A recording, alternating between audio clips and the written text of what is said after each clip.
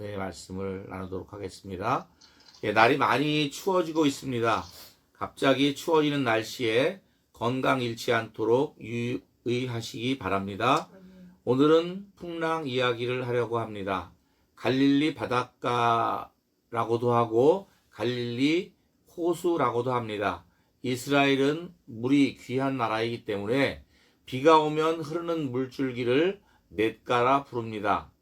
우리가 보기에 작은 냇가 정도를 강이라 하고 둘레 길이가 62km 정도의 큰 갈릴리 호수는 바다라고 부릅니다. 이 갈릴리 바다는 평소에 아주 잔잔합니다. 그러나 지형과 기후 탓에 광풍이 일게 되면 큰 파도가 일고 광풍이 몰아치면 아주 위험한 곳입니다. 실제로 어느 목사님이 이런 잔잔한 호수에 무슨 광풍과 파도가 일겠는가 생각하였답니다. 마침 배를 타고 성찬식을 하려는데 광풍이 불고 큰 파도로 크게 놀라고 겨우 성찬식을 마칠 수 있었다고 합니다. 오늘 성경 본문에서 예수님께서 가버나움과 갈릴리에서 많은 병자들을 치유하시고 귀신을 쫓아내시고 배를 타고 갈릴리 건너편 지방으로 가시고자 배에 오르셨습니다. 예수님은 배에서 주무시고 계셨고 제자들은 열심히 노를 저어 가고 있는데 크게 놀이 일어나며 배에 파도가 덮쳐서 뒤집힐 것 같은 위험에 놓이게 되었습니다. 다급해진 제자들이 놀라서 예수님을 깨우며 우리가 다 죽게 되었다고 소란을 피웠습니다. 예수님은 제자들에게 어찌하여 무서워하느냐 믿음이 적은 자들아 하고 꾸짖으셨습니다. 그렇습니다. 제자들은 믿음이 적었습니다. 예수님이 함께 계시는데 두려워하거나 걱정과 근심을 할 이유가 없습니다. 이 땅에 오신 하나님의 아들이 배를 타고 가다 광풍에 침몰하여 죽겠습니까? 예수님이 제자들을 버려두고 혼자만 달아나 버리시겠습니까? 예수님을 알지도 믿지도 못하기 때문에 두려움에 떠는 것입니다. 예수님을 바라보지 않고 파도와 광풍을 바라보니 여지없이 죽을 것만 같았을 것입니다. 인생을 바다에 비유하기도 합니다.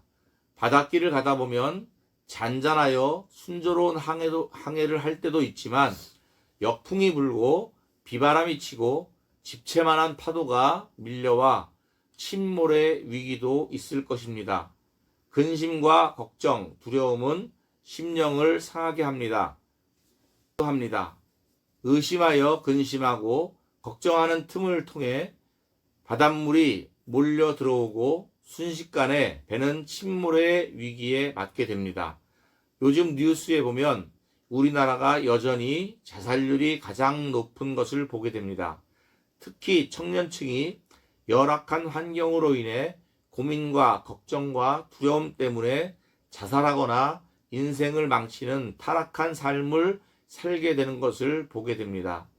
사람들은 내일 일을 알지 못하여 불안할 수밖에 없고 스스로를 지켜 나갈 만한 힘도 능력도 지혜도 없습니다. 예수님께서 수고하고 무거운 짐진 자들아 다 내게로 오라 내가 너를 쉬게 하리라 말씀하셨습니다. 맞습니다.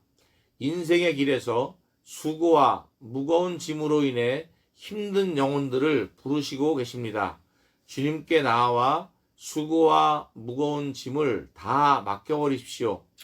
그리고 주님 안에서 자유함을 누리시고 평강을 누리시기를 축원합니다. 내 인생의 주인이 내가 아닌 주님이라는 사실을 인정하고 주께서 인도하시는 대로 맡기면 우리를 사랑하시는 예수님께서 우리를 푸른 초장과 맑은 시냇물가로 인도하실 것입니다. 마음의 문을 활짝 열고 주님 내 안에 오셔서 나의 구주가 되시고 나의 왕이 되어 주옵소서. 주님을 바라보면 바다 위도 베드로처럼 평안하게 걷게 될 것입니다. 그러나 의심하는 순간 바다에 빠져들어가게 됩니다. 의심을 버리고 오직 믿음으로 주님만 바라보고 걸어가시는 저와 여러분 되시기를 바랍니다. 믿음 없는 제자들이 예수님을 찾아와 죽게 되었다고 소동하며 부르짖을 때 예수님은 믿음 없는 제자들을 거절하지 않으셨습니다. 이 얼마나 감사한 일입니까?